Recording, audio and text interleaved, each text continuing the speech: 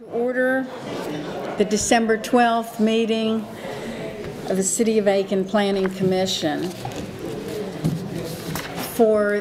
I'm pleased to see that we have so many residents joining us. If you have not joined us at a previous meeting, let me share a few of our guidelines. First thing I'd like to ask is that everyone please check their cell phones to make sure that they are off or on mute.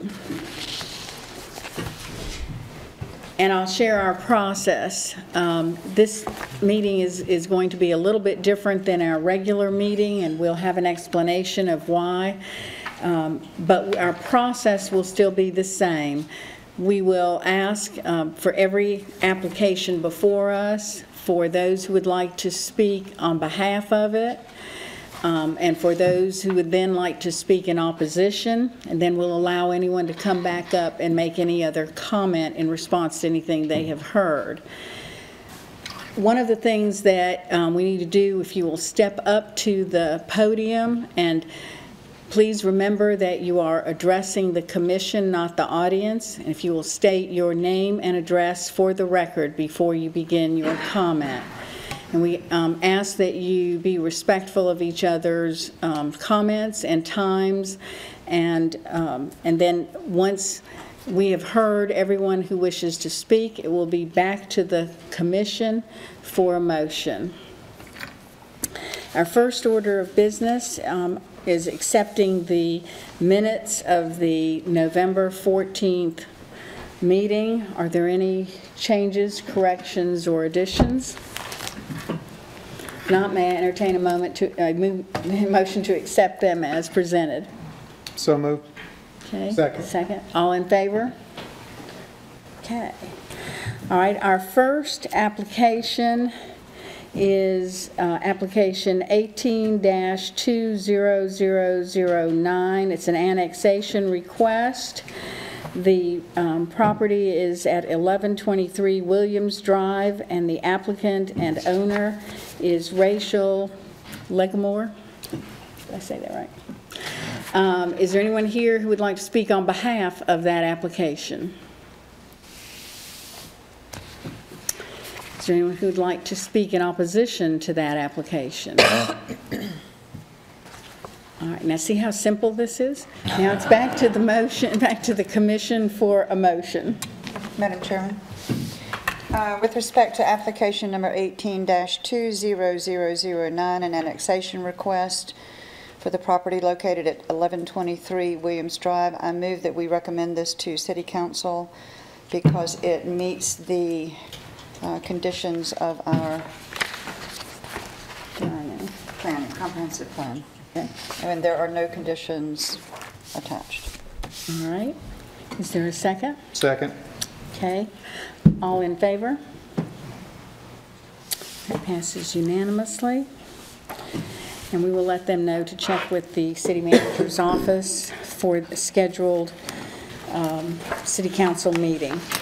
All right, our next item is application 18-40003. It's a minor subdivision request. The location is 215 Grace Avenue Southeast. The applicants and owners are Mr. and Mrs. William Moore. Is there anyone who would like to speak on behalf of this application? Madam Chair, if I may, yes. Would we want to say a few words about the unique nature of this meeting? Ryan, would you like to address that? Sir, this is the podium here. Yeah. So, yeah, Madam Chair. Yes, thank you. Thank you. So this is a bit unusual in that it's a variance request heard by the Planning Commission. Most variance requests go through the Board of Zoning Appeals. However, we have a special provision in our land development regulations that assigns a variance to a subdivision to the Planning Commission. So the Planning Commission, in the case where there is a variance request, has specific criteria in the code on which it may judge the variance request. Those are: the granting of the variance will not be detrimental to the public health, safety, or welfare; that the request of the variance is based on a particular condition, size of property, shape, topography of the property, which are not generally applicable to other property; strict compliance would impose particular hardship and not a mere inconvenience; The variance would not violate the provisions of any other ordinance, and the request is not solely to alleviate financial hardship. Those are the criteria on which the Planning Commission will be asked to judge this, the validity of the request. And this item does not, is a final decision by the Planning Commission. It does not go to the City Council as many items do. Any appeal would go through the Court of Common Pleas as any, similar to the BZA items, the Board of Zoning Appeals. Additionally, in the code, it requires the Planning Commission to approve a resolution, either approving a resolution of approval or approving a resolution of denial, which is somewhat unique to this process. So in this case, you have, just a brief kind of discussion, you have an approximate 9-acre residential single-family stable RSS property in which minimum lot size is 3 acres. The applicants are requesting variances to lot size on 2 lots. Both those lots are approximately 1 acre.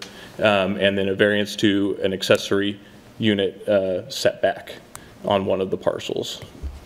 So those are the 3 variances from the approved, submitted subdivision request. So. Thank you very much. All right, Mr. Moore? Yes, am I going first? Thank you for hearing our motion. My name is William Moore, Bill Moore. Address is 215 Grace Avenue, Aiken. I suppose first I'd like to emphasize that this is a minor variance for subdivision. There's been quite a bit of misinformation in town, a good bit of anxiety, which we think has been unnecessarily stirred up. I have one email here that says if this is granted, it will be the end of the horse district as we know it. Let's flood the meeting. We think that that sort of thing is completely unnecessary, given that this is a minor subdivision. We've been on this property. We have lived at this property since 1985. When we bought the property, it was unquestionably in distress. There was a number of parts of the garden that had been overgrown. The previous owner, Andy Williams, did not live there for about the 5 or 6 years that he was the owner. He was a single owner, and that might actually give us some indication that just one owner of a 9-acre property may not be sufficient for its long-term maintenance and sustainability. I think his major contribution to the property was golf balls. We still find them occasionally underneath various trees. The property, other than that, was in severe disrepair. There are 17 structures on this property. Each one of them, over the course of our 32 years, going on 33 years, has been renovated. With the exception of the main house, every structure that was on the property when we arrived has been maintained and is still existing. It's important to know, as you look at this map, that as I think one of the commissioners very kindly pointed out, Bob, that when you see the property, when you view the property, this comes to life. These are not simply lines drawn arbitrarily on a map. Each one of these lines represent a natural division in the property, a pre-existing division. They are, in a sense, natural divisions of not only the geography of the property, but also the uses of the property. On the property, you might break it down into 3 different uses. There are rental properties on the property. Those rental properties, can everyone hear me when I turn to the side? Can you hear? Yes, they can hear you if you talk into the microphone. Yeah, I just wanted to sort of point over there. And parcel 3, that's primarily the rental properties. Those are legal rentals. Each rental was achieved with a proper building permit. They are zoned properly. We are registered to pay taxes in Aiken on those. And we do pay the hospitality tax. That's true. So there are 3 structures on parcel 3. The future use of parcel 3 would be primarily would be exclusively to retain those 3 structures. They would not be torn down. They are in very, very good condition. They're available online. If you want to look on our website, it's Aiken Luxury Rentals. You can see the interior pictures and the exterior pictures. The future use of parcel 3 would be, we've agreed to the city that parcel 3, what has been the garage and it's partially renovated. The only thing not renovated is the lower bays, and those could be renovated and make that into the primary residence of parcel 3. There is absolutely no intention of creating any other main structures on that building. The only option that we've asked for, because we are trying to increase the viability of the equestrian use of the property, not decrease it. We must emphasize that. There will be an increased, balanced use potentially of the equestrian aspect of this property, not a decrease. We're asking only that there could be the potential of a small two-stall stable there in order to preserve the equestrian use, to encourage equestrian use. Let's continue to talk about parcel 3. There are now 4 tenants, different households, on parcel 3. They are, as I said earlier, legal tenants. We pay tax. Instead of those 4, I should say there are 4 tenants there, 4 tenant households. Instead of the 4 tenant households, 2 of the rental units would be created into the primary residence. So on that parcel, you would go from 4 tenants to one primary owner.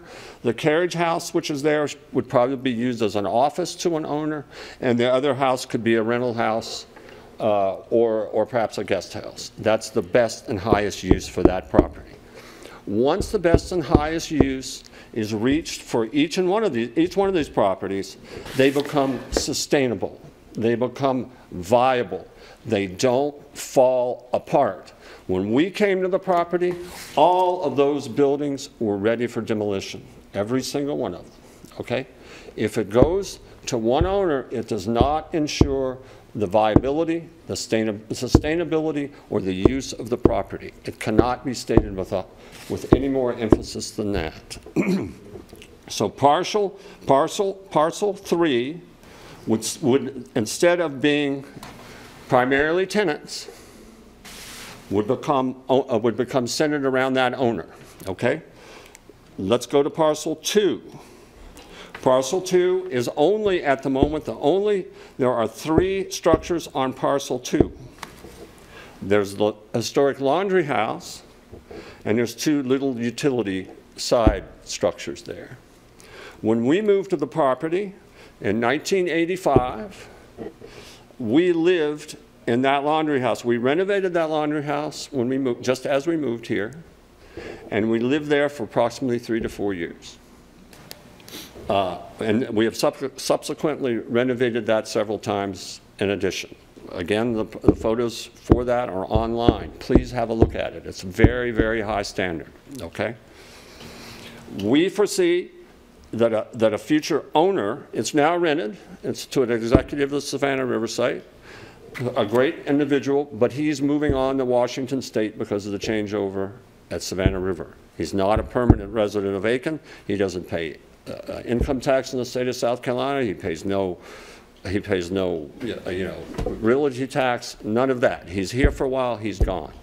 We would propose that could become the main house. That could become the main house, a main structure for an owner, a stake owner. Is there a question? Sir, you don't take questions from the Okay, well, podium. there's somebody talking there. That's what the second parcel, as I say, would have a stakeholder instead of the tenant.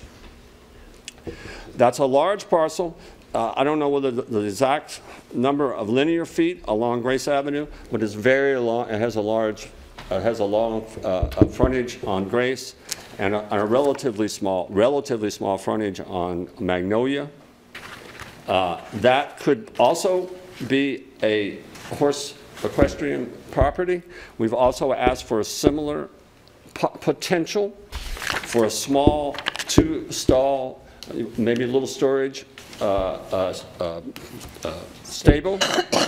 We have a lawyer that we're going to work with. He's going to testify that we are, as if in the future these properties are sold or otherwise just given over to other ownership, this would be on the deed. We've discussed this from the very beginning for some time now, of what we would do to ensure that the architectural integrity of any additional stables on the property would match the existing architecture. It would not be a shed, it would not be a shack, and there's plenty of places on all of these lots to hide a stable from public view.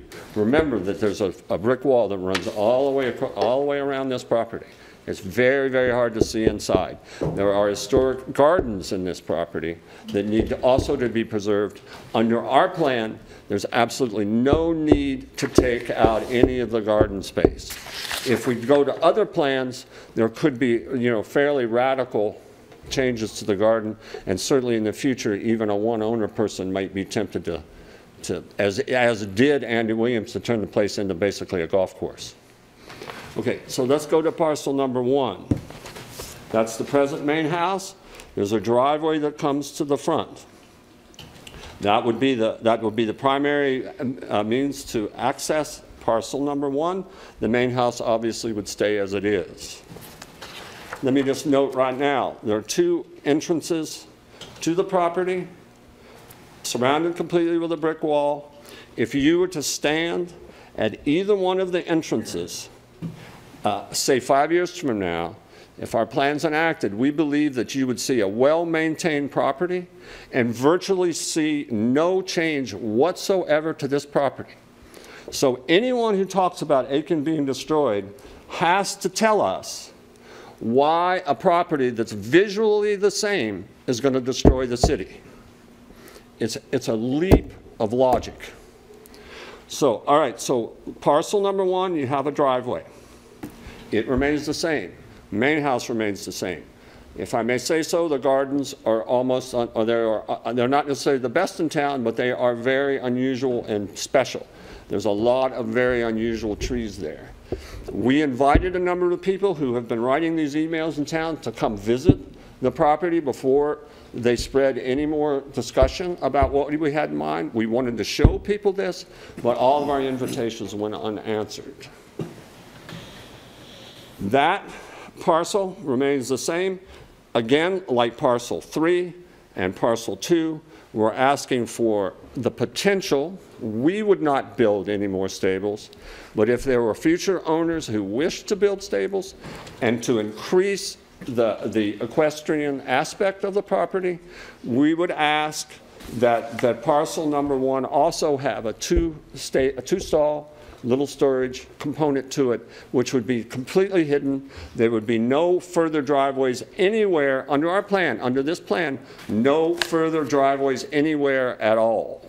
Not on Magnolia, not on Grace, certainly not on Whiskey Road.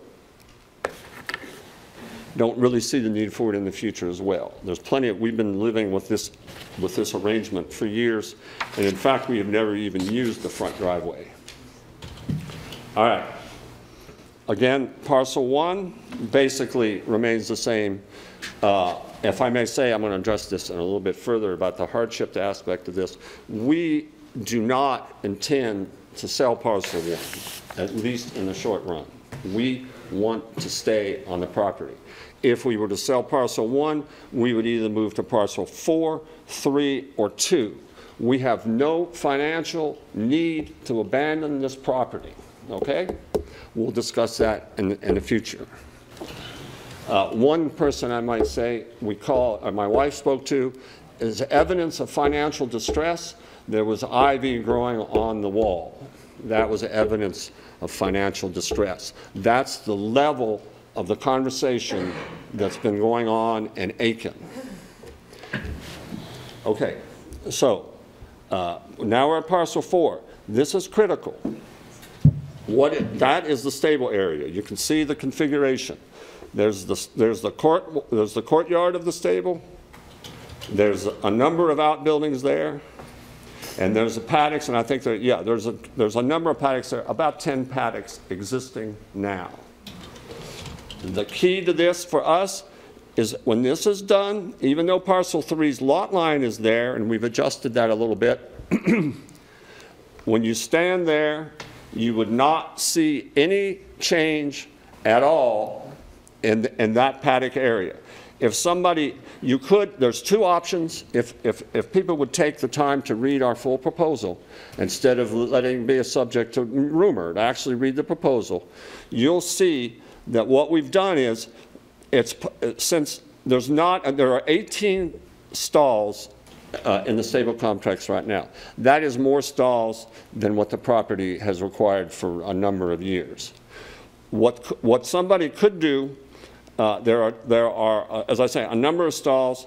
Without really changing the stable complex visually, they could take the tack room of the main stable and the stalls that are behind it, which are now used only for storage, and turn that into a very nice, cute house. That would be the main resident. If they did that, there would be no visual change to the historic part of the question, part of this property. Does everybody understand that? Mm-hmm. No change. If somebody didn't want to touch that, and for some reason they needed, I think, was it 14 or 18 stalls that we've got? Was it 18? Yeah. There's a lot.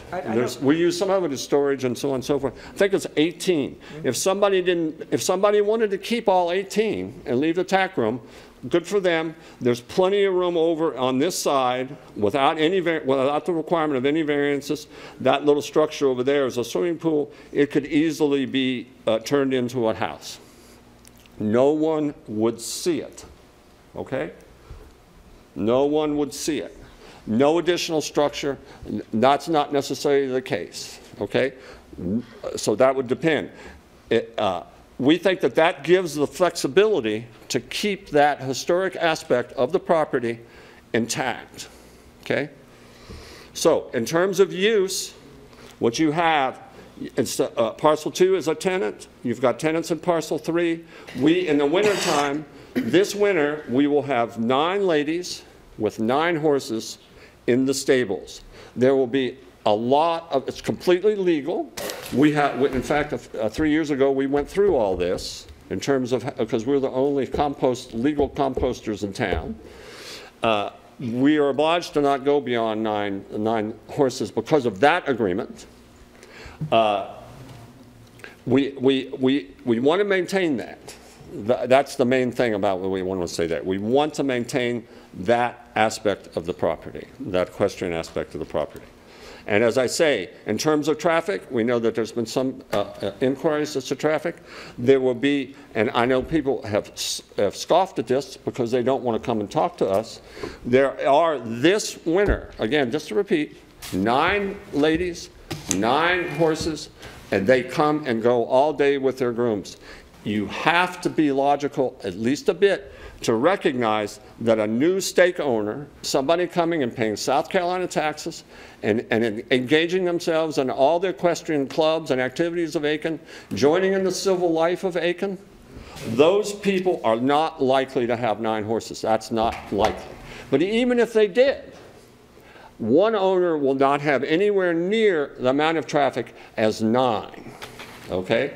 Because they'll come in and sleep there and they'll have their set of grooms. 9 people, as present, legally, come and go with their grooms and their trailers and the whole rest. That traffic will be less, not more, okay?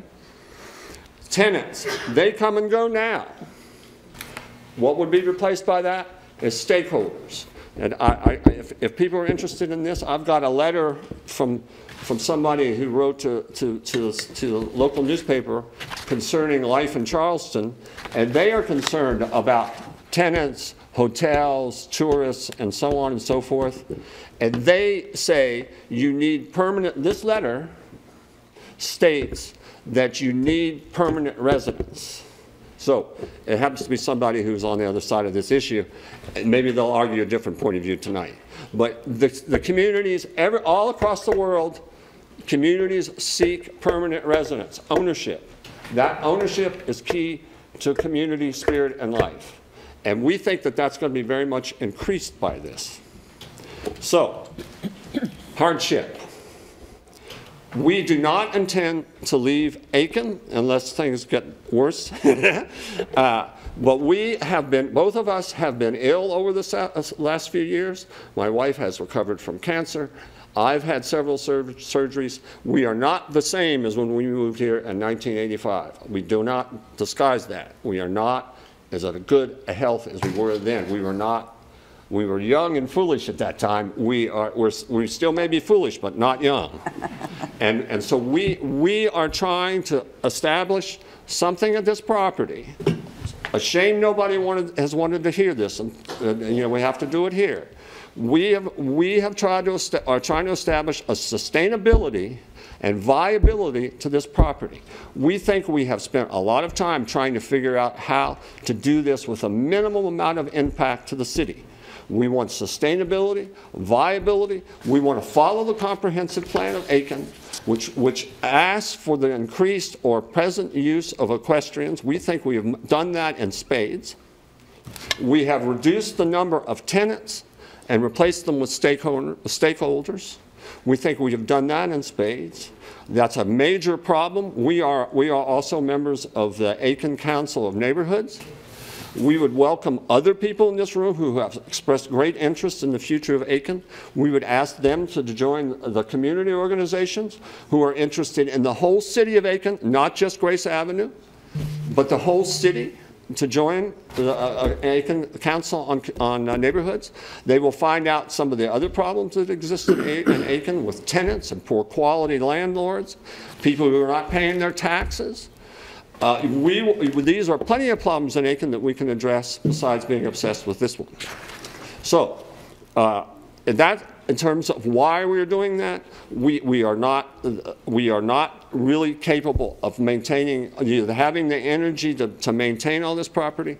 We have 2 children who were raised in Aiken. They live in Northern California. They both have jobs. One of them is also a part-time student in mathematics at Stanford. They have an interest and a life in California. They don't want to abandon Aiken. They would like to keep a presence here. We would like to, as much as we can, physically to hold on to at least some portion of this property. We have never discussed this division with any single real estate agent in town. There is no way that anybody can claim that. We are going to, if we put these up for sale, we are going to figure out a way. When and if we do, we want it to be organized. We want to make sure that it's viable for the future, and then those decisions can be made. And again, we've discussed with Bill Tucker how to establish all this in terms of covenants, the future viability of this. So we're trying to look down the road. A lot of people, I think people have said before, a lot of these big estates have been inherited by people. It's dumped into their laps. They don't know what to do with it. They panic with it. They don't have the time to sell it, and it turns into a mess. We want to avoid that. That's the issue of why we are doing that.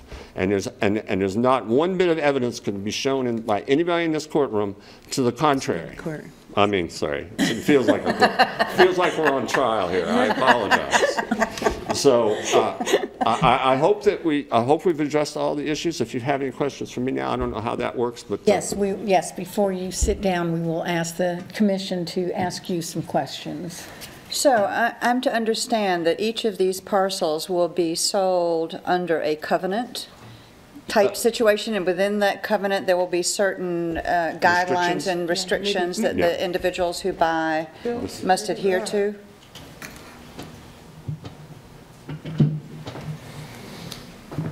Bill Tucker, 704 Pin Oak Drive, here on behalf of Bill and Simi. Once again, finding half my clients sitting out in the audience on the opposite side of this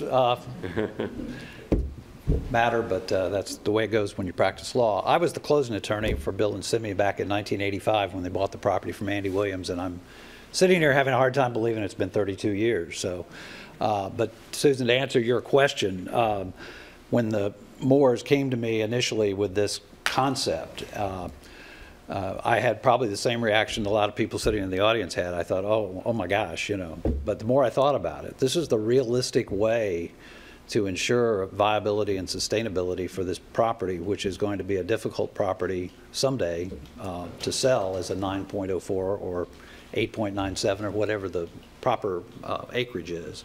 But to answer your specific question, yes, the intention would be that before any one lot is sold, either by a freestanding declaration of restrictive covenants, just like you see in subdivisions all over Aiken, or in the deeds themselves, they would be heavily restricted, both in terms of the normal things you think of with restrictive covenants, but also in terms of the shared driveway off of Grace, which is not reflected in that survey from Todd Haas, but it's somewhere, of course, right under where it says Grace Avenue and along the proposed boundary between parcel 2 and parcel 3. But the shared driveway would have to be covered, and the maintenance of that driveway would be covered in the restrictive covenants. I've also discussed with Bill and Simi, which should be of comfort to the neighborhood, that we would also certainly look at a possible facade easement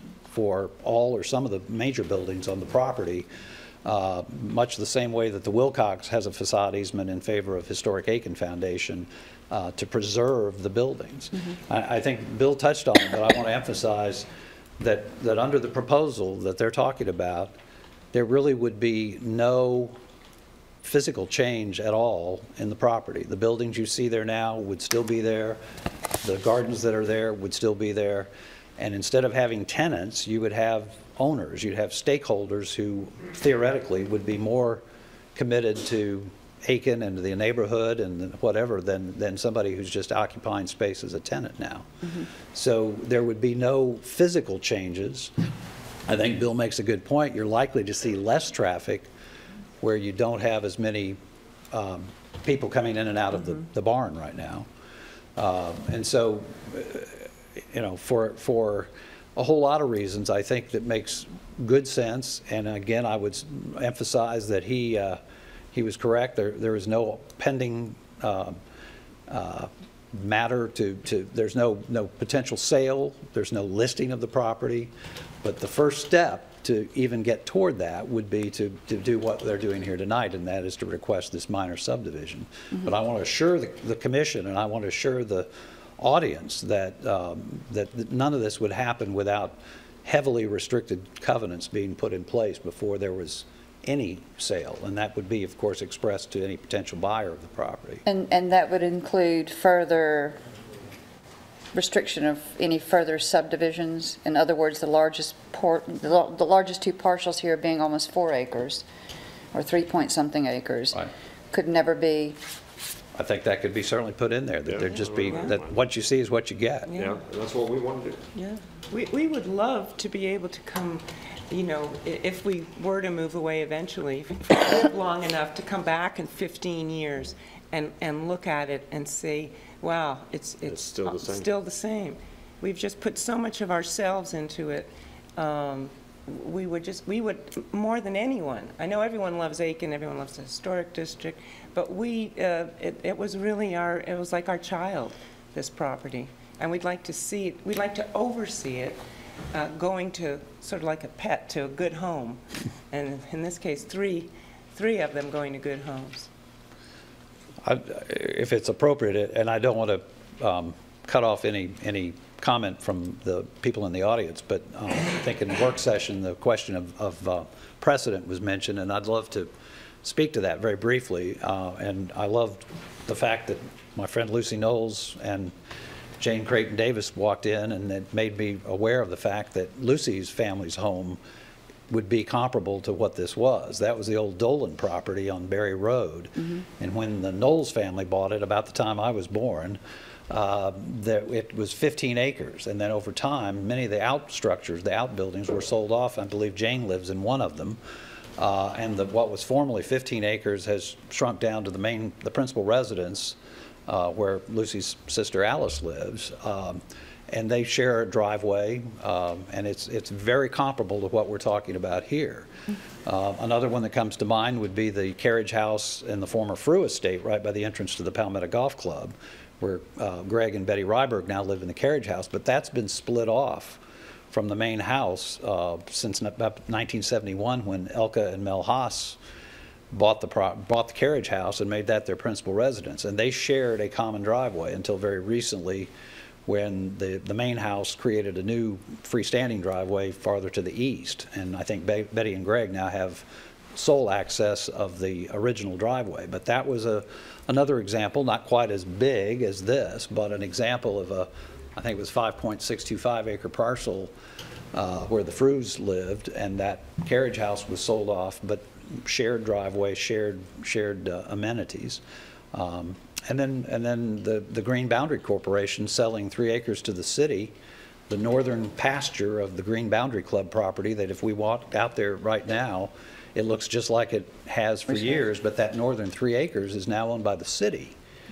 But physically, there's no change, and that's what we're talking about here. We're talking about doing something realistic and viable that would ensure the sustainability of this very special property, and it is a special property. Well, I remember the disrepair that the property was in, and I think there's nothing worse than seeing a large, beautiful estate go into disrepair, and the Moores have done a remarkable job of refurbishing and renovating and bringing it back to its Well, I think better. I think to assure the commission and assure the people in the audience, I know that it can be done through restrictive covenants and even as far as going to the facade easements, to where that we can assure everyone that it will continue to look like it looks. Mr. and Ms. Moore, in the work session, we talked about parcel 3 is just, your application was just less than 1 acre. It was 0.9 something. And there was an indication in the work session that you would possibly consider making that 1 acre or more. Absolutely. Yeah, it's like 0.1 of an acre. And it's along that long line between parcel 3 and parcel 4.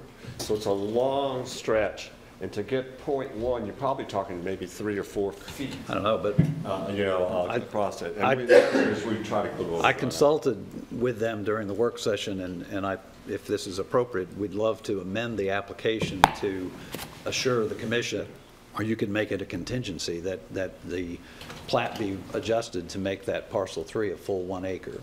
And then there wouldn't have to be any further BZA variance request for if a future owner wanted to have horses there. And if I may say, the reason for any of that is that we would like that to also bring, equestrians to that property. We didn't realize that you needed that extra 0.1.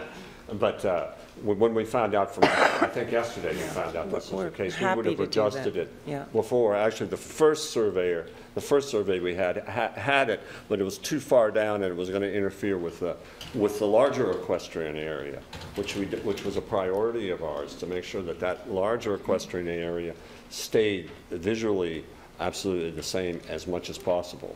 And as I say, just to repeat, even if there were to be a main house, there's plenty of foliage and garden to even disguise that for the most part. You wouldn't even hardly ever see such a building. Okay. Any other questions, commissioners? Yes, sir. Mr. Moore, I'm reading from page 16 of your application, and it says, in virtually every respect, Two Trees is already functioning as a 4-parcel property. Yes, I appreciate that question. So conceptually, what you want to do is go from something that's already functioning as a 4-parcel property with renters to a property, 4-parcel property with, as you call them, stakeholders and people who would have, well, a stake in keeping the property up. I'm wondering, right now you have a lot of renters, and does that make maintenance more difficult? Yes, it does. Okay. And let me address one thing that you reminded me of, and I'll push it down, go back to the mental problem. But another aspect of the division, as I say, there are uses, and there's the geographic layout of the property. I've sort of talked about the uses. But also geographically, the divisions that were made, and this really, as I think Bob has pointed out several times, really almost needed to visit the property. I think maybe everybody sort of knows when you visit the property, then it's not just lines drawn arbitrarily on a piece of paper. Because you could divide this property into three, just take a pencil and put it any way you want. But it's not what we wanted to do. We wanted to try to follow natural divisions and also try to group uses of the property together. And so just to briefly explain it to everyone, Parcel 2 and Parcel 1 is divided by a fence that was established. It's a wire fence with columns and the old chain from the Grace family shipping line, the anchor chain. Yeah. That's the natural division between Parcel 2 and Parcel 1, and we think that division has, we certainly think that the brick columns and the chain, the anchor chain, have been there since probably 1930, 1929. So, and then when we moved there, that fence line had become heavily deteriorated. We rebuilt it not with brick, but we rebuilt it with a new wire fence. And that wire fence is no longer new. It's still the 33 years old. But it has functioned as a different part of Parcel 1 because it has been a rental property since we moved out of that house to move into the main house in 1989. So that's not arbitrary, and you cannot really, when you stand at the front gate on Magnolia, you can't even see into Parcel 2 visually. You can't, because there's so much, even in the wintertime, there's so much vegetation and cedars, evergreens, and so on and so forth. The view is completely obscured into Parcel 2. And Parcel 2 now goes all the way to the front of the property, and those who have seen it, I think on nice days, we have seen that that's actually quite a functioning property. There's a good bit of space in Parcel 2. And it has functioned, as I say, as a separate part of the property from really day one. Because when we first moved here, we put dogs in that area. We had 5 dogs when we first moved here, and they were all in that area, so they were fenced in. And then running along the middle of the property, the line that starts at Grace Avenue, there's a line that divides Parcel 3 from Parcel 2. And it continues, if you see it, it continues behind the main house and then legs off to this side, to what would be the west side, and comes down. That is not at all arbitrarily marked out. That other line is a brick sidewalk. But that line from there all the way up to almost into the driveway there, past the main house, that is a brick wall, a solid brick wall. It's a double-course brick wall that goes all the way through there. That's not a line just simply drawn on the map. That's a brick wall that's been there since we moved there. So that's like a 30-year-old plus brick wall. Okay, so that's totally a natural boundary. If we started to go in other configurations, that wall would be blocking people's. It would be right in the middle of people's other parcels. It would be a disaster. It would be a disaster. You'd have to start tearing that wall down, which would be a great pity. Okay. Of course, this boundary, the southern boundary, is another brick wall which we share with the adjoining property, and then there's another brick wall that goes all the way down Whiskey Road, another brick wall that comes all the way down Grace, and that only leaves the separation between Parcel 4 and 3. Which is not a natural boundary, but it really doesn't matter because of those squares there are paddocks, and if according to this plan all those remain as paddocks, they don't go away, they remain as paddocks. Okay, and then that only leaves from right over the top of the number 4. There's a line that comes to almost Parcel 2 and then goes to Grace Avenue. That's a driveway. And along the driveway, there's also a fairly low but substantial brick wall that goes all the way from that area all the way to Grace Avenue. And that becomes another boundary. So it divides in terms of its use. You have rentals, you have the main house, and you have the equestrian. These are uses. You could say, well, why don't you put Parcel 2 with Parcel 3? If you did that, you would have a driveway running right through the middle of the parcel. And then one of these properties would be neglected because you do want a main house with a stakeholder in every single corner of the property. Divided by a driveway, parcel 2 will fall into disrepair. It's just a certainty, okay? So that was the reason we went for 4 instead of 3. For uses, we would much rather have a stakeholder at parcel 2 than just leave it as a rental. It would be really great. We've had a number of people who stayed there, or horse people who have loved staying there. And they've put their horses in the stable. They've had great times. And they've expressed how wonderful it would be if that were also an equestrian part of the property. So it's been thought out for a number of years. And since we were getting, the hardship is our age, unfortunately, and we can't turn that back. And we have worked with Bill on this for several months to try to fine-tune this that would be acceptable to everyone in the community. As I say, to repeat myself on this, we find it a great tragedy that no one wanted to come and look at it, except people like you, which we do deeply appreciate. Okay? Any other questions from the commission? All right, thank you. Thank you. Is there anyone else that would like to speak on behalf of this application? Well, that narrows it down, doesn't it? All right, is there anyone else who would like to speak in opposition to this?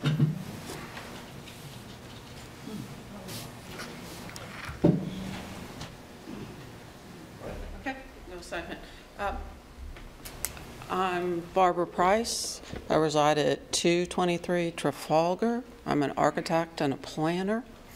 I believe that the minimum lot size is a critical component of the comprehensive master plan of the zoning ordinance and is an integral part of the character and the flavor of this district. Reducing that from 3 acres to 1 acre is a major change. It's not insubstantial. And for that reason, I oppose this request. Thank you. One moment, please. Any questions from the commission? Ms. Price, what do you think? I heard what you just said, and with the applicant saying that they would bump that at least to 1 acre, help me understand a little bit more your opposition to that, other than just the size. Is there a... Well, the size was carefully considered in a critical requirement for this district. And changing it, from 3 acres to 1 acre is a major shift. It's not minor or insubstantial.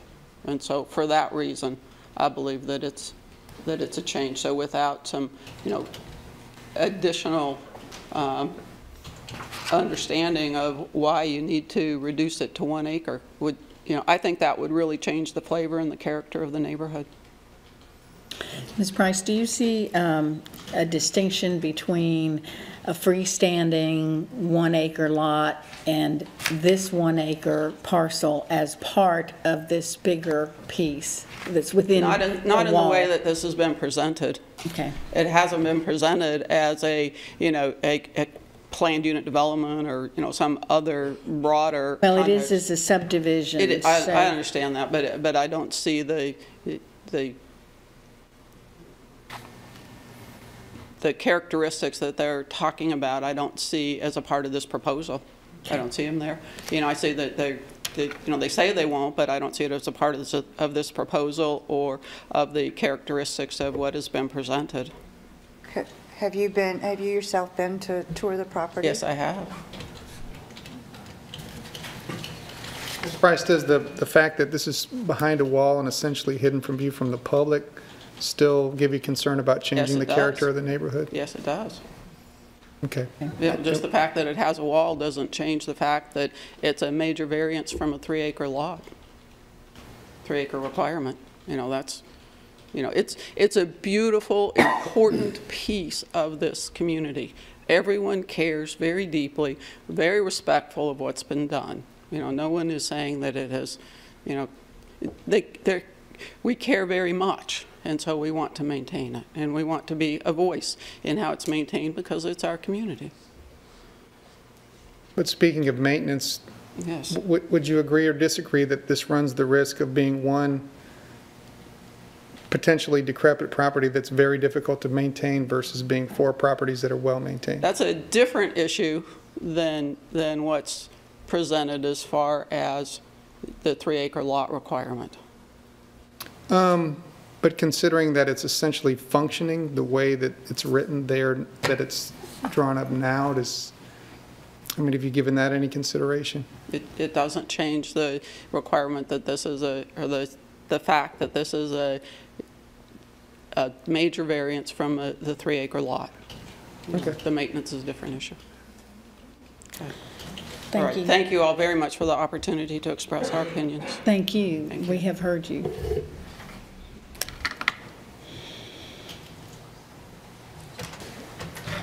Good evening. My name is Randy Wolcott. I reside at 221 3rd Avenue, and I am in the similar zoning district, RSS. I strongly agree with the prior speaker that changing it to 1 acre is a major difference of what is designed from the beginning. I think that you have to think about that this was one of the 3 equestrian zones that we have in the city. We have the RSS, and can't remember, Horse District. There's a reason why the 3 of them were designed in the way that they are. The racetrack needed to have lots of horses, so the Horse District can have as many horses as they want. The residential single stable was for private residences, which this is, but it also had to have room for horses. So you can't have an RSS on 1 acre, because you can't have horses with driveways and houses in your outbuildings and have any room for the horse. We had a similar situation where a gentleman tried to put 2 houses together in our neighborhood, thinking that he had a pool and 2 houses and driveways, and thought that he could get 1 acre so that he could make it worth more by making it a horse property. But it wasn't. It didn't make actually 1 acre, so it didn't go through. But the situation is, it makes it more valuable. So to answer your question, Kent, about the way it's functioning now, I think we heard too many coulds and woulds and maybe shoulds in our presentation. I think that they need to come up with a plan before they're asking for the subdivision. They need to have all of those covenants in place.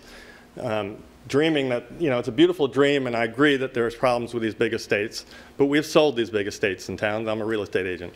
We sold Sandhurst, which was a beautiful big 5-acre property. It didn't have to be split, and it's being enjoyed beautifully now, and it's kept up better than it was before. There are people who would purchase these properties. It's a lovely, lovely property. They've done an incredible job fixing it up, and they should be commended for that. But the idea that because it's split up now, it functions and works, isn't what we're talking about today.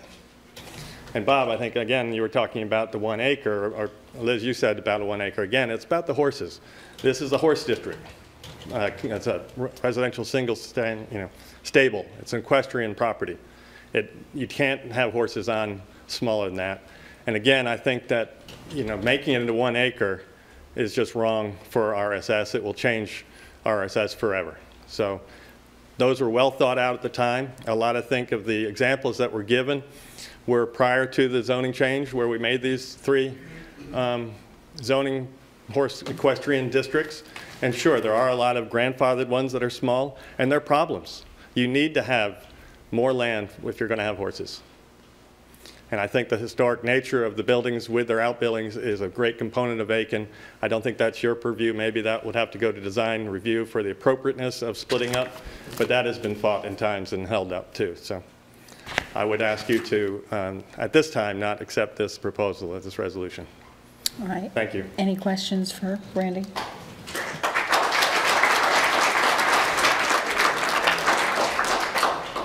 Is there anyone else who would like to speak in opposition to this application?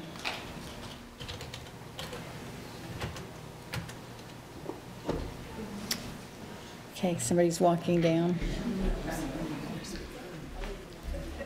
Okay.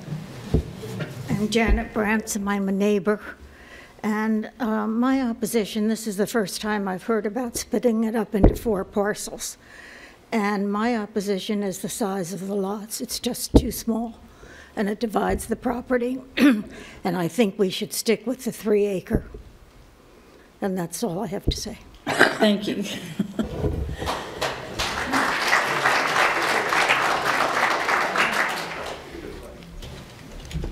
Charlotte Wiedemann, 626 Hayne Avenue. I'm the president of the Historic Aiken Foundation. I'm opposed to this, and I'm speaking on behalf of the Historic Aiken Foundation. Since 1974, the Historic Aiken Foundation has been an advocate for the protection and preservation of Aiken's historic homes, buildings, and districts. We believe that the preservation of historic estates is tantamount to our mission. The presence of these large estates from an integral part of Aiken's history is a key component in maintaining our city's unique charm and identity. The Historic Aiken Foundation opposes the subdivision of historic properties, especially when it involves the division of outbuildings, dependencies, and structures from their main house. Additionally, the foundation opposes the division of large estates that will destroy the character of the district for which the original zoning was assigned. These properties must be maintained as a whole if we are to preserve and protect our very special place. I would also like to point out that we have people in Aiken who have combined historic properties that were once divided, such as the Orstroms and the Ingrams, and those are the type of people we'd like to commend.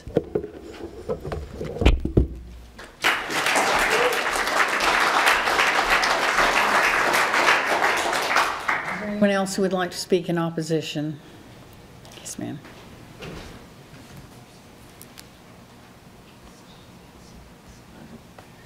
I'm Leslie Giobbi. I live at 541 Grace Avenue, and I would like to start off by commending Bill and Simi for the beautiful job that they have done in maintaining your beautiful property. But I have to say that the acreage that's listed on the document says it's over 9 acres. It's actually 8.87 acres because you're including the right-of-way, which you cannot build on and use. So we're talking about less than that. In the horse district is booming right now. In years past, it contributes on average $3 million a year in revenues to the city, and then the taxes on top of that. There's a horse trainer that's got approximately 100 horses in training. Dogwood has moved to Bert Schuster's property so that a new trainer could come into the track that's at the training track, or the stables at the training track. Heidi White, I just spoke with Heidi earlier today. She has 19 horses in training. Heidi, you know, she made the Olympic team that would go to Hong Kong, but had to withdraw because her horse was not up to it at the time. And she also came in second at Rolex. She was the top-ranked rider, American rider at Rolex. It was like 12 years ago. Anyway, she has 19 horses in training. They're trying to buy the barn next door because she's in the market to buy more horses. She's got more students coming in. You've got high caliber riding and horse training going on. It's a very, very vital part of the Aiken history and the Aiken economy. And if you start letting properties be subdivided down, then it will eventually all just go away. And this is a very important part of Aiken's history. It's also a very important part of Aiken's economy. Now, I was on the phone just a couple of weeks ago. Somebody called me, somebody I know from up in New York City, whose husband is a very senior financial executive, and the whole area up there, they're all talking about if this tax proposal goes through and they do away with the deduction for state and local taxes, they're out of there. Now, they have a big co-op on the Upper East Side, and they've got a horse farm in Bedford, New York. I said, come on down, check out Aiken. They're going to be coming down. And he could jet in and jet out for the weekend, and she could be down here with her horses and whatever. So there are buyers for these properties, and we'd rather see them kept together because they are such beautiful, special properties, and the buyers are there. And I think they will be in the future with the way things seem to be going tax-wise. So again, the Moores have done a great job. It is a beautiful, beautiful place. It's near and dear to our hearts.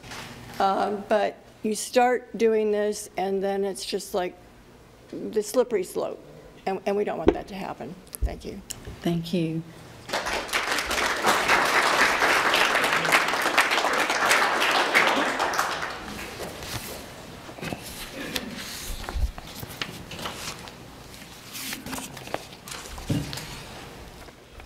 Hi, Jenny Stoker, 331 Kershaw Street, Southeast. I came with very organized notes, but I've heard so many other things that I feel I need to respond to that my notes have gotten a little discombobulated, so I apologize for that.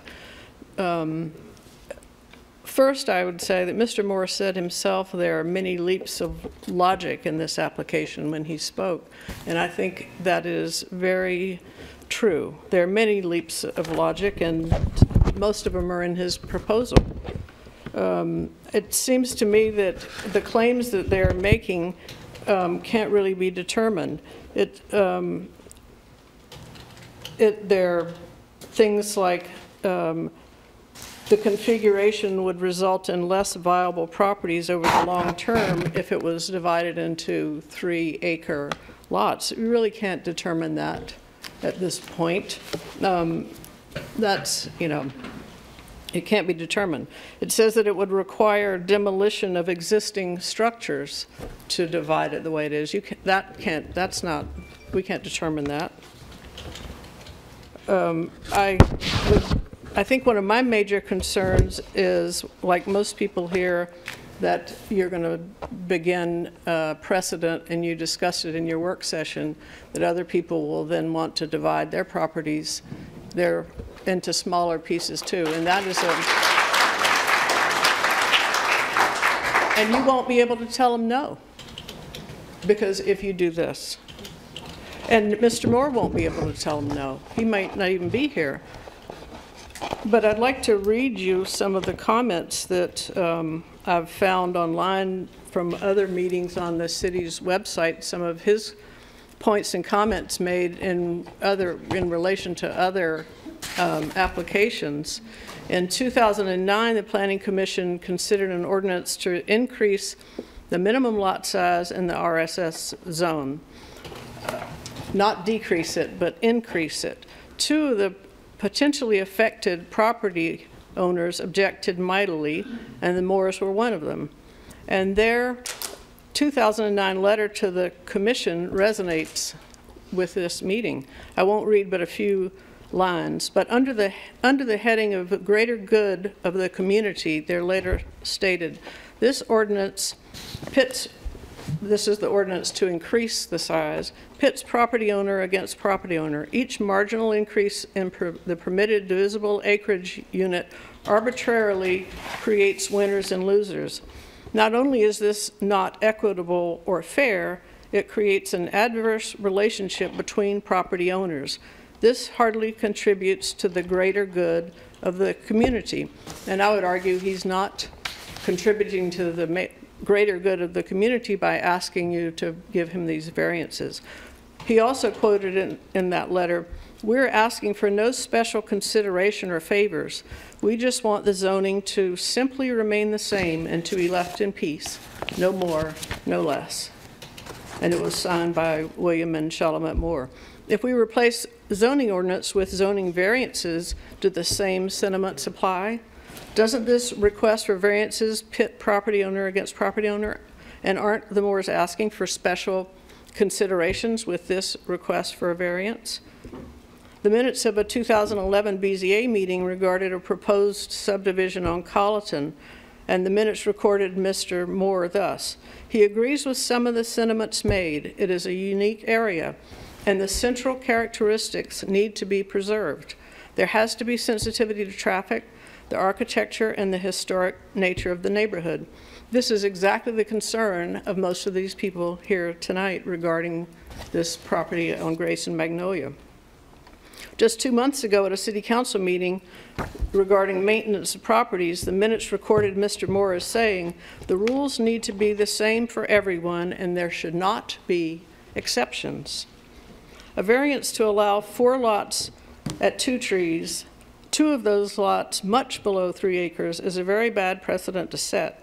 If the Moores are going to continue to push for fairness and the same rules for everybody, then we can assume they would support every RSS parcel being divided into any size lots the owners desire. And I ask you to please stop that before it starts. Please deny any division other what is currently allowed in RSS zone, which would be 2 acres. Why would that be? What's the hardship in dividing this into 2 acres? What's the definable hardship? Not all these things that they suppose might happen. I think it is a very slippery slope to begin dividing these lots smaller, and I ask you to refrain from doing so. If for some reason you decide that you must allow these variances, I ask you to make sure that you see and we see these covenants in writing prior to any variances. So I would say perhaps the answer is to table this and come back to it, unless you can just deny it on the grounds that I have mentioned tonight. Thank you.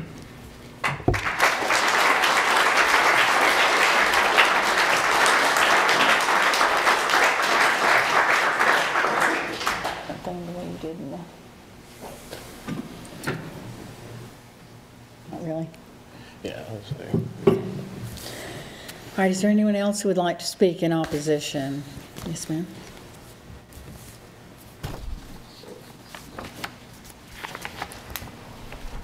Good evening, ladies and gentlemen. My name is Gail King, and I live at 330 Kershaw Street, and I consider Simi and Bill Moore friends of mine, which makes this difficult. But the fact is, as you'll see by the large crowd gathered here tonight, this is a deeply unpopular request. It doesn't matter how many restrictions are going to be on this, it's still a subdivision, which is a word that brings shudders to our collective hearts.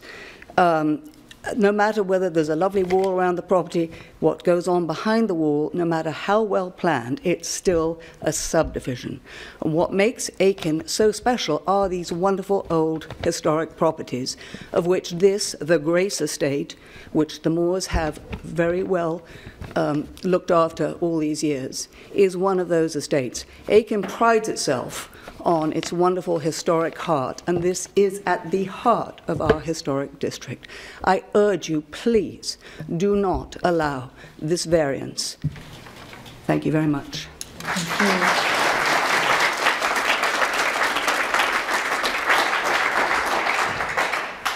Is there anyone else who would like to speak in opposition? Okay, is there any, yes.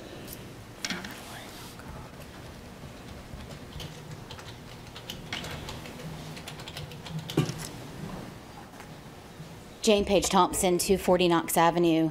You all have heard us talk about this district in its many different forms, whether it's HD, RSS, or RSH.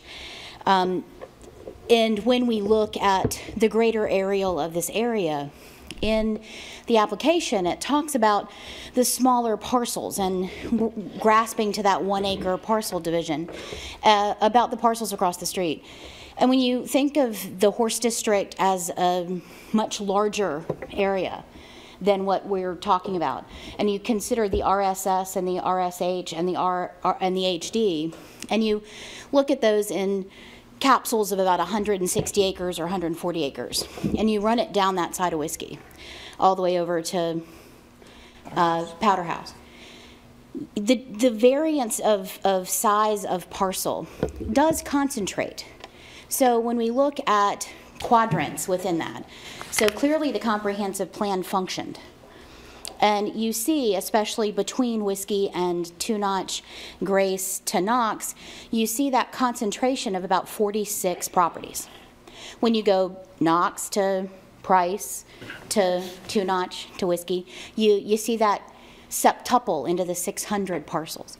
When you cross over Whiskey Road, we see in that same footprint of acreage, we see 60 parcels. So the interplay of size of lot, while we think it might be less defined, it actually breaks out into pretty good blocks as to how our comprehensive plan for the last 200 or so years has actually worked. And whether it was intended in the beginning by Dexter and Pascalis, we will never know. But we have carried that block theme on. And this portion, especially between Whiskey and Magnolia and then Grace and over to Knox, is a very important part of what we call that RSS district. We've had a lot of discussions over HD versus RSS versus RSH and whether something should be subdivided and subdivided based on use.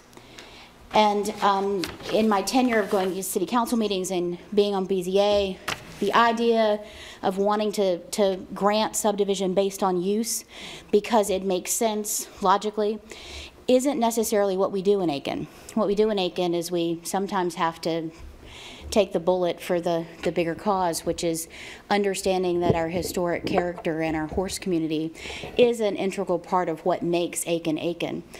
And there are a couple of things that I would like to ask questions if I can. Is there a special exception for the commercial stable on this property? No, it's a legal non-conforming situation, so it predated that portion of the zoning ordinance. That requirement. So we have a lot of idiosyncrasies related to this particular parcel. Because of the wall, any of the acreage outside of the wall is no longer considered viable use divisionably within the wall, because the wall is now the reason why the uniqueness exists. Therefore, you have to take the acreage within the wall for the subdivision. So therefore, it does drop below the 9 acres. So it would only be 2 parcels rather than 3 that it could maximum get. And I think there's a lot of talk about 3 parcels, and you're asking for 4. So that's twice as many as what would be allowed. So I just wanted to bring that up. Thank you. Thank you.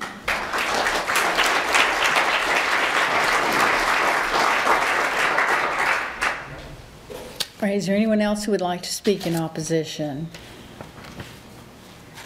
Is there anyone who would like to make any other comment?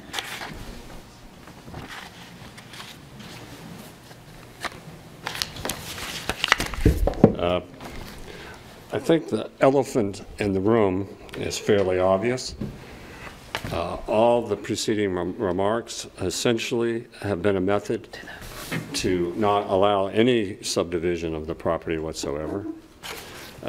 It's a shame that people who live in an echo chamber, who convince themselves of certain positions, can't look beyond that. Is the historic district of Aiken in good shape? Again, if you there are plenty of indications that's not the case. This may not be the forum for that, but there are many houses as we speak in Aiken, large houses, where the main house is being rented out on a nightly basis. Anyone who knows anything about real estate knows that that's a sign of distress. They're easily accessible. We can go through it on another time. Maybe Aiken Council of Neighborhoods might be interested in hearing how well things are going in Aiken. There are significant problems. Mrs. Bransom, who's been a great neighbor, we've enjoyed having her as a neighbor over the years, but it's quite obvious that there's difficulty in maintaining properties. There are certainly maintenance issues there. All right, just one moment, please. Yeah. I think we have heard everyone speak with respect and grace, and I want to ask that we continue to listen to every speaker without sidebar comments. Thank you. Again, if people need a tour, they can come and take a tour of our property. Again, we asked them on numerous occasions to do that.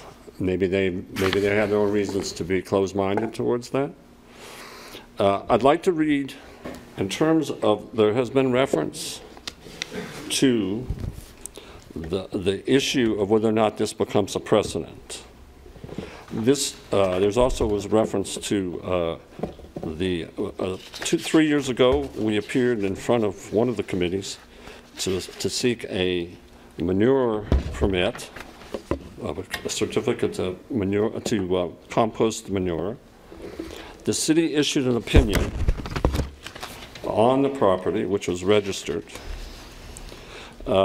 This opinion is available. It's the city's. It was written by Sandra Kobelik, signed by Larry Ogletree and the rest. And it says, there are extraordinary and exceptional conditions pertaining to this property. It is commonly known as a 2 Trees Historic Winter Colony Estate. It is enclosed by a masonry wall that is approximately 8 feet tall. Although the minimum lot size for RSS zone properties is 3 acres, most RSS zone properties in this vicinity were likewise grandfathered in with much smaller sizes ranging from 1 to 5 acres. So this is an official document of the city acknowledging that that's the range of horse properties permitted in the district. This is a city document. As far as I know, it's law, okay? These, and again, she writes, there are extraordinary and exceptional conditions pertaining to this property. People have raised it as a precedent in order to open the door simply to not allow any change to the property whatsoever. It's just a different way of saying that. I wasn't aware that to seek a variance in this form is seeking special conditions. I didn't realize that when you come here, you're seeking special favors and so on and so forth. I didn't know this was a favor granting process. I thought this was part of the normal legal process in the city. Also, in terms of the debate which was held in the city, I think in 2009, concerning how many divisions are permitted for these properties, the proposal was that it be limited to 5 acres, and that was defeated. And my recollection is that that motion was defeated unanimously. So that was defeated then, and I'm sure it would be defeated again. The proposal really on the docket is no change. The 1 acre is obviously just a way to slow this down. It's not even essential to the, if we had not put it in, then they would be saying that we're taking property away from horse use. It's not the end of the world. We're hoping that it be used that way. If those who have visited the property, again, the invitation was extended. We would have treated everyone with respect and courtesy. Those who have viewed the property know that acreage back there is large and works as a coherent whole now. There would be the idea that somehow or another this 1 acre and blah, blah, blah is just purely a smokescreen. I think that's fairly obvious. In terms of historic Aiken, I'm very disappointed that they would come and basically represent that position, that no division at all is allowed of any of these properties, when we've made a case of how these properties can be maintained more effectively by multiple ownership. We would think that you would welcome those sorts of stakeholders in town that would add to the community, that would add to the tax base. We would think that would be, we're shocked that that's not become part of the problem.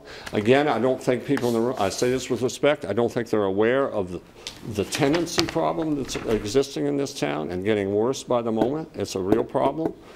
Maybe they should check that out. Again, they're welcome to come to the neighborhood council, and I think it's highly enlightening to be there. Just to summarize, I think, as I say, I think all the, I know what I wanted to say about historic Aiken. I think they should be aware of taking an extremist position that there should be no divisions of any property, any large properties in Aiken is a dangerous position to take. The zoning problems are probably causing a lot of the problems in the city in terms of people have, by necessity, renting out the main house of historic properties on a nightly basis. It's a real problem. Historic Aiken should be aware of that. In fact, Historic Aiken gave me and my wife the President's Award for Historic Preservation in the year 2013. And so it would have been nice had they picked up the phone and given us a call to ask what was going on. And just in that regard also, someone called someone called the newspapers and the press anonymously saying all sorts of things. We've had a call from the particular TV station, you know, repeating things that were just wild. And so it was an anonymous tip. I don't think everybody in the room is aware of quite all the very, very unwholesome and unhelpful responses they've been to this. And I really hope that going forward, in this community that people understand that there should be some respect and some courtesy to extend it to people with whom they have some disagreement. I appreciate some of the remarks that were made in terms of our friends, and they are our friends, and I accept that, but there's others in this neighborhood who don't play nice. Thank you very nice. Thank you very much. Any questions? I do. Mr. Moore, may I ask you a question, please? Yes, sir. Would there be a possibility that you could combine 2 of those parcels and make this into a 3-parcel rather than a 4-parcel application, or maybe even have to refile it? But I'm just wondering, would you, or have you and your wife considered that at all to make this rather than, because I think the biggest argument I've heard tonight from the others, and trying to listen and be as fair as I can, is they're worried about the size of parcel 3. Yeah. So is there any possibility that 3 and 4 maybe, or whatever, could be combined? I know you talked earlier about 3 and 2, but is there a possibility, and I'm just curious to what you would have to say. Bob, it would probably have to be 2 parcels, because it's just under the 9, so it wouldn't be able to be 3. But there are smaller RSS parcels. Mm-hmm. So there already exists. No, I do know, but for the subdivision. Yeah. I think I addressed a little bit we have thought about it intensely. The reason that we did the separation of 3 and 4 the way we did is we really wanted to make the equestrian part, the historic equestrian part of the property, as large as we possibly could get away with, while we're maintaining some sort of space for what is the rental part of the property now, and would have a main house. We would like to see that main house be, and I think that is already in. I wanted to ask maybe Brian. We have committed to that. We have committed to the. I mean, there's a lot of skepticism, perhaps even of our lawyer, that we don't intend to deliver this. But haven't we already committed to you in this proposal that we would turn, if any change is ever made to parcel 3, where the garage is, that would be the main house? We are on the record for that. Am I right? Correct. Yeah, we when staff reviewed it, that there could be a primary residence declared for each. Okay. So in that respect, if people had come to us and said, you know, you're not tearing down anything, so they can't say we're demolishing anything. Let's try to take it step by step, and what could have been a conversation with people on this issue, okay? We are not tearing anything down. We are not changing any visible lines on the property. The only additions to the property were just these little stables, which increase the viability of the equestrian use of the property. It is an utter mystery to me why people would not be welcoming of other people coming to town, sharing their interests, and having the same sort of lifestyle they do, and adding real talent to this community.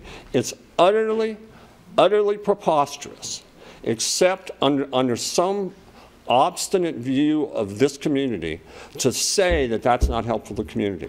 And for you to applaud that is beyond amazing to me. Okay. So, in that respect, we have tried to increase that, okay? Now, if we were to join parcel 2 with parcel 3, there'd be a driveway coming right through the middle of the property. Correct. And one of them would be the stepchild of the property. And if we put, we could even, parcel 3, let's talk about parcel 3. That seemed to be the concern. If you want, we won't even allow it to be, we could say no horses, okay? Is that what people want? They don't want to let, we find that amazing. If that's what people want, that's, you know, if that's what's doing it, then that's fine. We could say no horses on that property.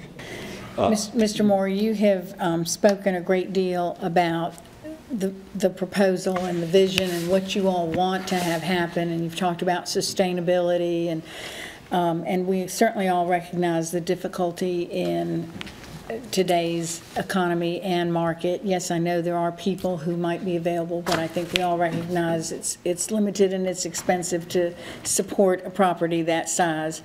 So you've told us what will happen if we approve this. What will happen if we do not? Well, what would happen is that we would go back to the drawing board and see where we stood legally in terms of the issue of the 3 or the 2.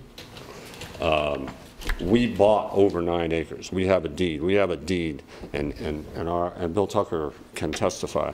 He's the one that prepared that document. We bought more than 9 acres. It's 9.2 something. That's what we have as a registered deed. The reason that's come back this way is the surveyor thought that somebody might question certain aspects of that corner property down there, and so he basically left that corner out of the equation. But what we would do is go back and see what we could do, and perhaps come back with no variances whatsoever. But it will not be pretty. It will not be pretty. And and then we'll have to see. Okay. Madam Chairman? Thank you. Mm-hmm.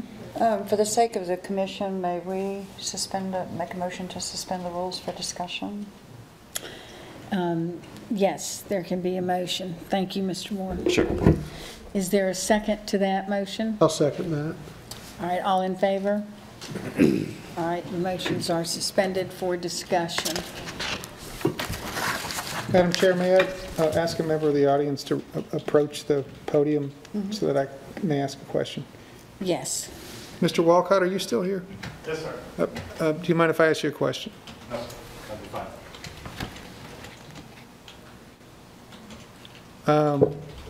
Thanks. I'd like to speak to you as an equestrian. I know you have a notion on those matters. You had talked about 1 acre and its effect or potential effects on efficient and proper equestrian use. Could you speak to that a little bit more, please? Well, I was mentioning, I think I have to speak for those who can't speak. Our equestrian partners are family members who we love as horses, which is a big part of Aiken. They need room to graze and walk around. It's part of their physiology to move, to work their guts and everything. There's all kinds of stuff about it. But 1 acre is very small to put on horses. And there is an awful lot of property there that is, if you put up the aerial of all the parcels, sure, there's lots of RSS in that area. None of those have horses because they're too small. There are still other requirements in the city ordinances that it has to be at least 1 acre. In certain areas, RS 15 has to have at least 1 acre to get a special exception. Those are built in so that you know that you have at least enough room for a horse to live and to be able to manage the tack and the stalls and the barns and the manure and all of the things that go with it. So I think that is, again, why these zones were created, to have 3 acres in these areas. And I think that a lot of these properties were already those size before this overlay zoning was put on there.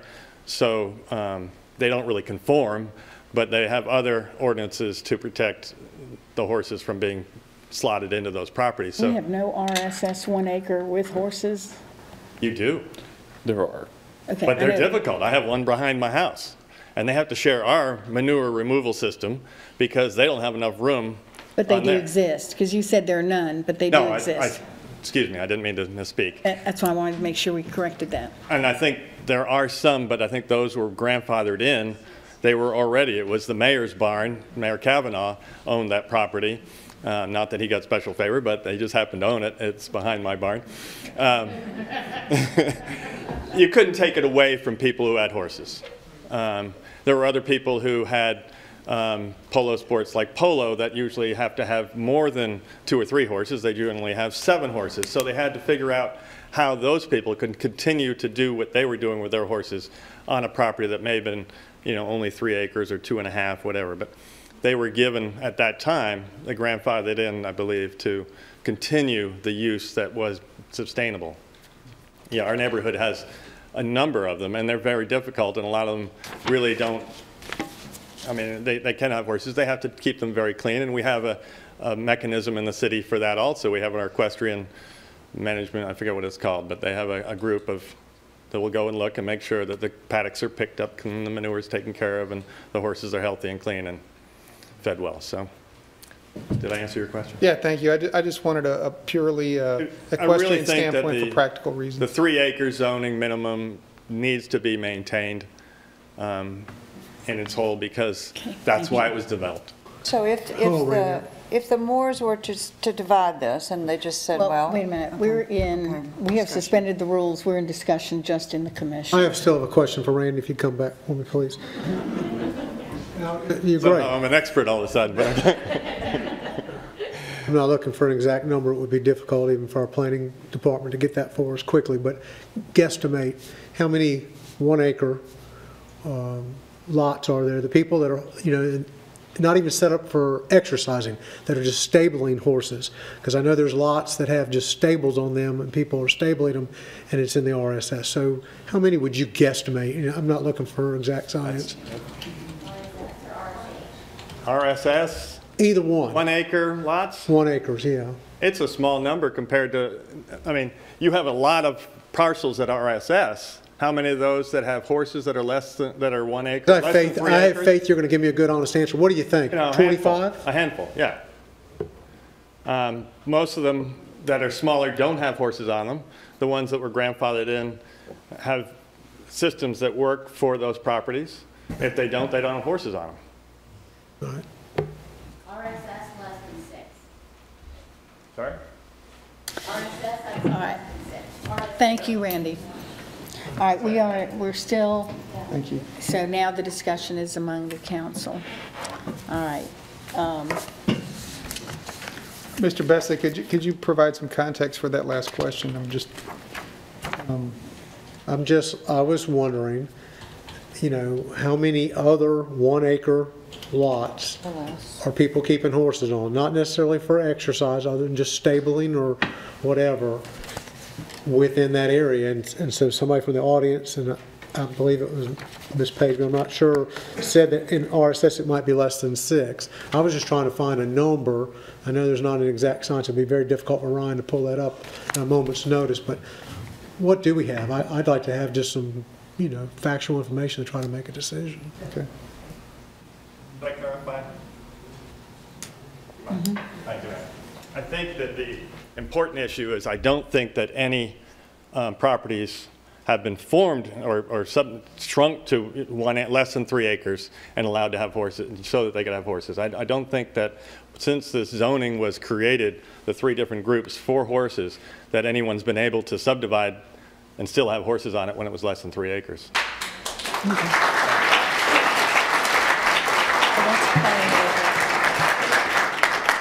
You're right, that's correct, Yeah. Okay. Jason, any comments? I just asked Ryan, was that correct, or to the best of his knowledge, was that comment correct? Walcott correct? Most of the existing, smaller than 3 acre lots that did have horses in the RSS district. The RSS district was put into place roughly '99, so it's fairly recent history of doing that. Right. So they're most of them are legal non-conforming. Okay. I know that they're small places because there's one right around the corner from me, and it's a 2-stable place, and it's less than 1 acre. So, also 5 acres behind me, but they do exist. I think so. They do exist. My concern is, and this is what I was going to say, my concern is because the Moores own this property, it's their property, they can do whatever they wish with it, by and large.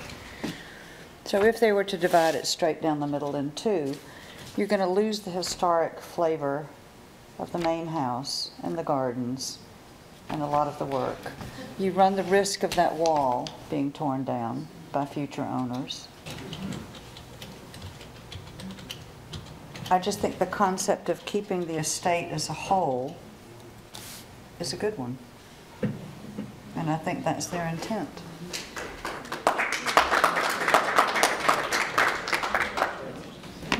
I too. Divided, but as a whole. Right. In that main wall. Right. I am troubled by the potential risk of what happens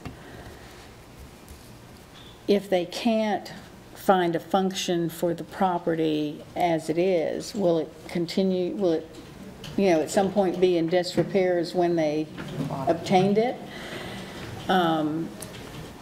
You know, it is getting very expensive to maintain these properties. You know, there is some concern. We're still in session, though. Would you all please minimize the sidebars? Good job. Okay, so I share that concern. Well, may I ask one more person to come back just one for more. context? Mr. Tucker, could I borrow your expertise for a second? Spent way too much time this week around lawyers, but I'm nonetheless. sorry. I wouldn't wish that on anybody. Could you maybe just elaborate? You had talked about some precedents for some of these properties, maybe in the long run being better if they were cut up. Could you just speak to that? Well, I don't know whether it's better or worse. I think that this presents a realistic way to sustain this property the way it is now by having shared ownership. You know, there's another possibility here, which I haven't even discussed with the Moores, and it would be very unusual, but you could come back as a condominium project. I don't mean condominiums in the traditional sense. I mean break it up into 4 parcels with a master deed, and it'd be a different kind of condominium, but or a plan. You heard somebody say about planned unit development. You could actually do that, and really there would be no way to prevent it. I mean, it would still be highly structured, highly restricted. You know, with a condominium, with a master deed, you have to file it with the records, the county records, the register of deeds, and it's got to say exactly what it's going to look like. I don't think that's a good way to go, but that's possible. You know, the precedents. I mean, the Knowles property goes back into the 50s and the 60s, so this was long before what we're dealing with now as far as rules and regulations. But it's a similar situation where there was a 15-acre parcel that has had parts of it deeded off to individual owners, and they still share the old original driveway, and then that's right there on Berry Road, and then to a lesser extent the carriage house, and then the main house at the Frew Estate on Berry Road, right by the entrance to Palmetto. So, you know, it has been done before, long before the current zoning regulations were in place, but you know, there are different ways to do it. The Moores, sitting back in the audience with me, if it becomes a situation where it means not doing this or doing this, they are prepared to withdraw the request that the horses be allowed on parcel 3. It would just be a purely residential parcel, if that would make any difference to anybody. But they, as you heard Bill very correctly state, the goal was to try to increase equestrian usage. And I can think of, to answer Bob's question, I can think of several very small parcels of property that, and I agree, it's probably not the best for the horse. I think Randy's absolutely right, but for better or for worse, people do have 1 or 2 pleasure horses in a very confined space. And that's probably not ideal, but it exists. So am I responding to your question? Absolutely. Thank you very much. Okay. Okay, one of the things that I think we should do while we're still under the suspension of the rules, let's go through the variance criteria and discuss those points and be sure that we are clear based on what we have heard. Does anyone have any comments on A? So criteria A is granting of the variance will not be detrimental to the public health, safety, or welfare. So I don't think I see anything detrimental to public health, safety, or welfare. Do you? No. I would agree. I would agree. Okay. What about B? The request for the variance is based on particular conditions of size, shape, or topography of the property which are not generally applicable to other property.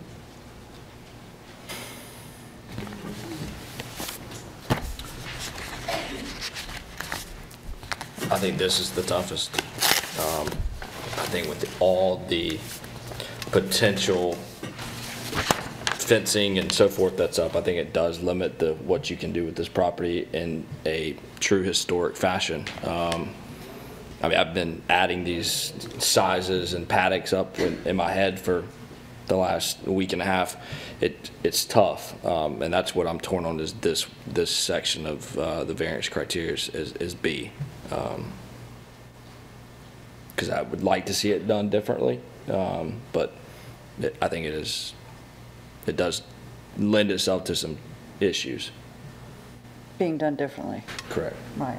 Yeah, I think naturally in following the lines and keeping with not only the topography but also the existing structures and walls to maintain the flavor of the area and the historic use of the area, there are only certain ways it can be divided or split.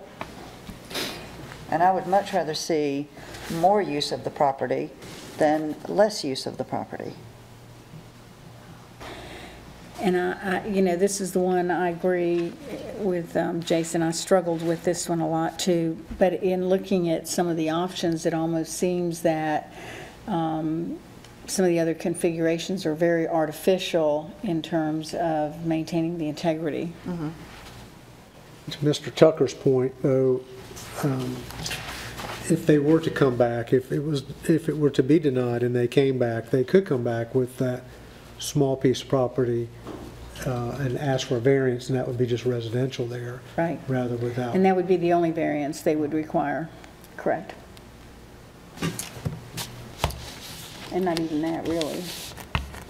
Yeah, And so if could they you wanted repeat to that take three- circumstance? if they I'm trying wanted to to think. I'm just curious, one- if tonight they got denied, they could potentially come back and they could ask for basically the same thing, except for number 3 would be just a residential lot, and they'd ask for the variance for that to be just from RSS to just residential. So a variance would need to be granted for anything that would go against like existing regulations under the RSS district. Correct, so they yeah, could potentially ask for that variance. Right, any parcel under 3 acres Right. would require a variance, correct? In any Can't use it for horses. any way, shape, or form. Yeah, there is a provision, and again, I think we talked about this in work session, but worth talking about here. So under normal residential, like RS8, RS10, RS15, a special exception may be granted by the BZA, Board of Zoning Appeals, to allow the 2 horses on the first acre, okay?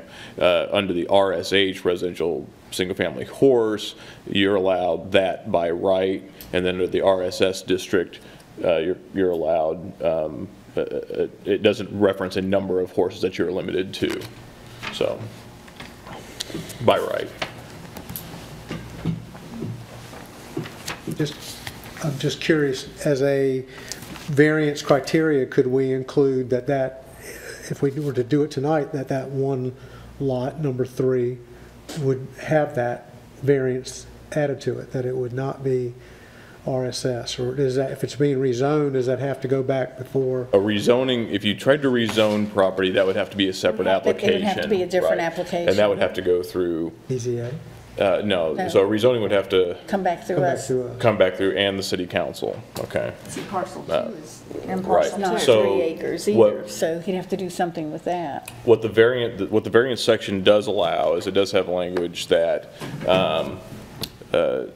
that the planning commission, in granting a variance, may impose any conditions that would deem appropriate. So there is that statement in there that you could place some limitations on a conditional approval, essentially, of the application if you were to go that direction.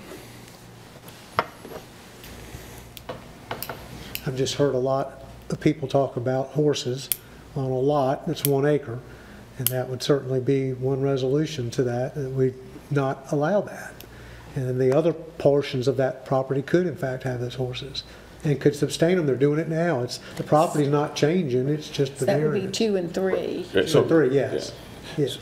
And so, yeah, just to review, Madam Chair, is that there was a couple of things discussed. One, as included in your packet, you would essentially be approving that as a residential-only property that would have to go, that parcel 3. You would essentially be approving it as a residential-only property at this time, and then it would be up to the Board of Zoning Appeals, at which time any future owner were to want to stable horses on that property, it would be under their jurisdiction to grant that. So as presented, as amended with a 1 acre minimum for that, then you then are allowing horses by right on that property under the RSS district. So that's kind of the differentiation between those two things. Gotcha. So if we did that, they could, parcel 1 and parcel 4 could continue as planned, but these two could not house horses if we did them as a separate. The parcel 2 is over an acre currently, so it would have, right, it currently falls under the RSS of yeah, without a reference number of unlimited horses, Okay. which is Just curious why that wasn't Which established. I know. 1 horse on 1 acre is tough. 10 horses on 1 acre is too many. I don't think anybody with any horse sense would do that, though. You would hope not. Pun intended. Okay. Does removing equestrian use from one of these sub-properties go against the spirit of what they're trying to do, which is increase the equestrian use? Yes. No doubt about it. Just asking a question. Well, I agree. So if we want to have the continued use as equestrian use, then that's a strong consideration. Personally, I'd like to see it. I think we're going through this process that they've probably gone through to come up with All right, what about C? where they are. All right.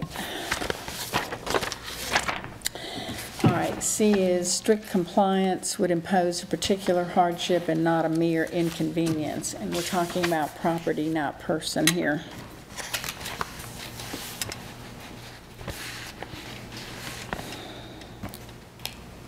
Meaning, I mean, I know not the people, but in Right. this sense, it would mean a hardship on the property.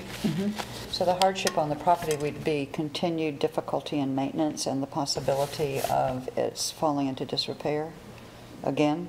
Correct.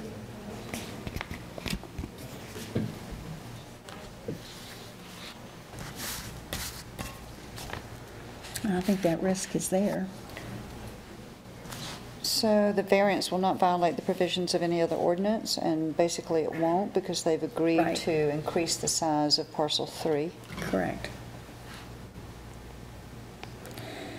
And then the last one, E, the request is not solely to alleviate a financial hardship. No. No, not solely. All right, so based on this discussion, then, are we ready to Yes, I move that we resume? Yeah, Okay. I move Can that we... I pause one quick, Yes. for a quick question? Yes. And this may, Ryan, you may not be able to answer this. I think best for that. In regards to the covenants and restriction piece of this, if it could, it cannot even be Included. that it's part of this. We can add a condition. We can. right. So you can like I said, you can place conditions upon the variance, and you would be up to the board as to how they would be comfortable with those being enforced. And so one logical way would be to place certain limitations in a covenant, like we described, that staff would, in a typical subdivision application that would be similar to this and would be, already in compliance with all the rules that would be administratively approved. We would essentially ask for a covenant to make sure that access is maintained. So those sorts of things, any sort of reasonable condition like that may be placed on the board and may be required to be as part of a covenant if that would make you more comfortable with some certain aspects. And then by making it that would mean that you would be able to monitor that. I mean, in Right, terms right, of so- making sure that it was presented. So the fact that it would be approved by this board, for one thing, would be something that, you know, it would, having a resolution that would state that, would be monitored, yes, by staff, but then be able to be monitored on site by the collective property owners that are Yes. subject to that covenant, Yes. so. So that would go down here, included in the motions, that that covenants be recorded on all properties concerning their future use, being consistent with current, what? On page 5.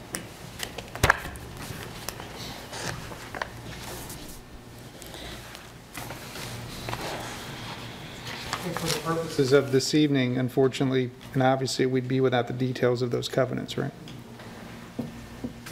But he was saying that that if we include the language that they would administratively approve, that those would be administratively approved anyway, that we would just have to ensure that any.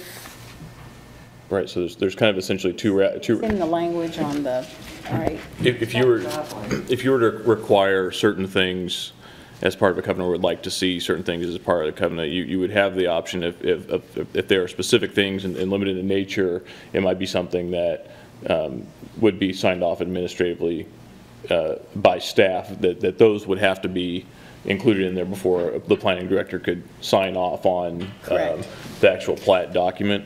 Otherwise, you could, if it were detailed enough that you would like to see it come back to you, you do have that ability as well. That would be a table though, correct? Right, you would, yeah, that would likely be a continuance subject to We would have certain, to, we would right. have to continue it, and as part of Robert's, we would have to continue it. Might be the best thing to do. Well, I guess the question is, do we need to see that document, or do we just need to know what it's supposed to say, and then they can monitor it? Yes, you may. Yes. You know, if we thought that was going to be a requirement, obviously I could have drafted some proposed covenants, but we were here on a minor subdivision request with no immediate plans to even market the property for sale. But I can assure you that I will have covenants drafted, and Oh, I believe if you. you all want to make it a condition of approval that either by the commission or the staff that they be approved before recording, I have no problem with that. I mean, That's all I want to do. I'll do you some dandy covenants, okay? That's all I want to do, but should we have a 3 in there that say that any future covenants be presented to staff for approval? So by conditioning. This covenant only is about the driveway. Correct. So if there are any other. The maintenance. So, Madam Chair, so the difference would be if there are, the regulations zoning concerning the RSS zone district would apply to the property, and any additional oversight to the historic district, things like that, would apply whether you conditioned it or not. Those are current rules. Right. What you would be looking at conditioning is if there are certain components of it that would warrant some additional restriction, such as number of horses on certain properties, things like that. Tearing down of outbuildings, removing outbuildings, removing the stables, that would not be allowed, that sort of thing. The repair would be necessary, but removing or changing any of the outbuildings or existing buildings would not. I think that's already covered by the historic preservation ordinance. Right, yeah, because that would be, Covered by other, right. this is a historic property. Don't want to and- add change, because they might make one of those into a house. Right. I didn't say not allow changes, but not allow tearing it down. But I think there's that overlay that would all have to be approved, any kind of demolition or facade change or anything like that already. So I don't know I think that that needs to would be be covered. I reinvented. don't think we need anything separate. Okay, let's just check them. Yeah. But Okay. All right. All right, well, I move to reinstate the rules. Second. All in favor? All right, we're back in regular session, and now we will hear from one of the commissioners with a motion.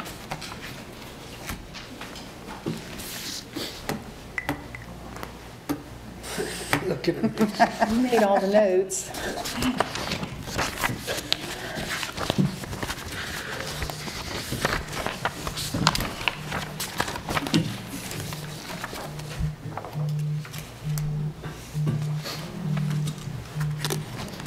I have a motion to make, but I'm going to wait a second to see if anyone wants to precede me. Well, it doesn't look like it, so Kent, go right ahead. And I'm reading off of page 5. I propose a motion for denial. As stated that a resolution minor subdivision application 18- Please. 4003 be approved for the following reasons pursuant to Article 2. There's two. Would you like me to read the whole thing? Or? Yes. Okay.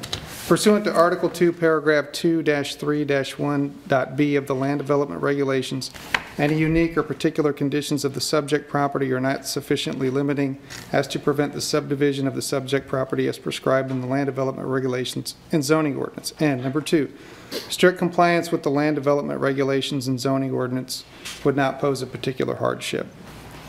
So the motion is to deny, so is there a second? Or Madam Chair, you should ask for that. Yeah. Second. All right. Is there, is there any discussion? Yes. I'm not 100% conceptually against subdividing this property. I want that to be on the record. I do have some issues with it after hearing from some of the people in the crowd and doing quite a bit of analysis on the 1 acre parcels and then removing equestrian use from a 1 acre parcel when it was supposed to be for equestrian use and so forth. But I'll state for the record, I'm not necessarily conceptually against subdivision of this property, but I would like to see some other options.